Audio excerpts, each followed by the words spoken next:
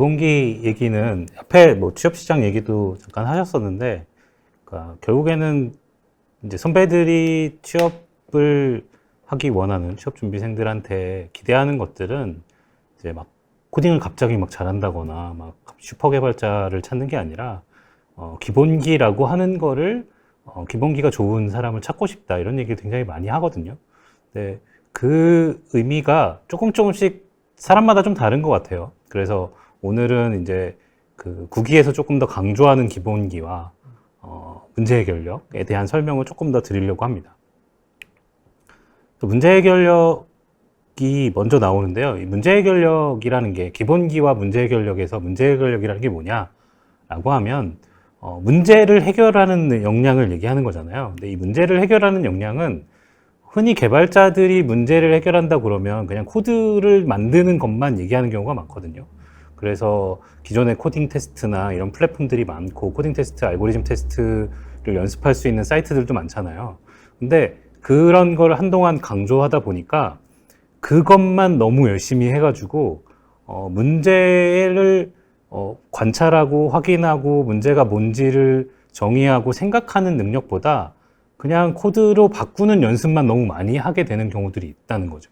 그래서 선배들이 볼 때는 그 문제 말고 다른 문제도 이렇게 풀었으면 좋겠는데 풀어보지 않은 문제들에 대해서는 어떻게 해야 될지 모르는 경우들이 너무 많더라는 거예요.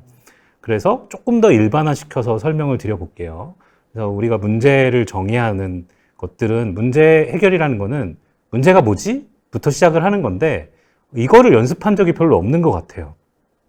그래서 문제 정의는 현실에 있는 모든 게 대상이 됩니다. 그리고 그거를 어떻게 문제라고 풀어서 문제라는 것 자체도 문제라는 말 자체도 그 대상이 가지고 있는 현상을 적어 놓은 것들이거든요. 그래서 뭐 예를 들면 어떤 사람이 문제가 있을 수도 있고 제가 어디를 가야 되는 것도 문제일 수도 있는 거고 그다음에 어떤 회사가 풀어야 되는 제품을 팔아야 되는 문제가 있을 수도 있는 거고 오늘 지구의 날이라고 그러더라고요. 지구가 풀어야 되는 문제가 있을 수도 있는 거고 뭐 경제 문제, 교육 문제, 뭐 드라마 아까 어떤 넷플릭스 드라마 얘기를 하셨는데 네, 우주에서 일어나는 문제도 풀어야 되는 경우가 있을 수도 있겠죠.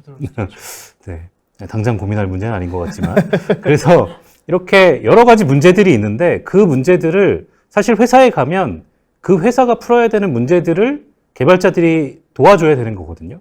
근데 우리가 개발자들이 테스트한다, 개발 잘해야 된다 라고 했을 땐 이 앞에 얘기를 전혀 없고 그냥 코딩 테스트만 잘 봐야 된다라고 최근에 너무 강조됐던 것 같아요. 그래서 거기에 매몰되지 않고 그걸 좀 바꿨으면 좋겠다라는 생각이 있고 선배들도 그게 이제 전부 최선이 아니라는 얘기를 많이 하고 있습니다. 특히 현업에서도 코딩 테스트 결과가 일 잘하는 사람들과 상관관계가 없다. 인과관계도 없고 상관관계도 별로 없다라는 얘기까지 할 정도거든요.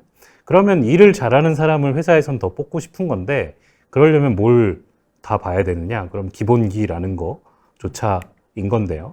근데 그래서 우리가 얘기하는 컴퓨팅 사고라는 문제 해결에서 컴퓨팅 사고는 이 전체적인 그림을 얘기하는 겁니다.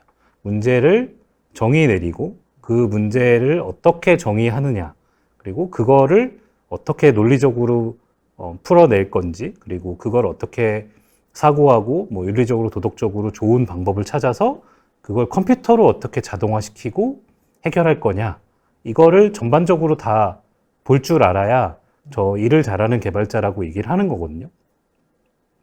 자, 그랬을 때 우리가 연습해야 되는 것들은 그 범위가 생각보다 넓은데 지금까지는 너무 그 코드로 만들어내는 과정만 강조가 되어 있었던 것 같아요. 자동화만 좀 네. 집중을.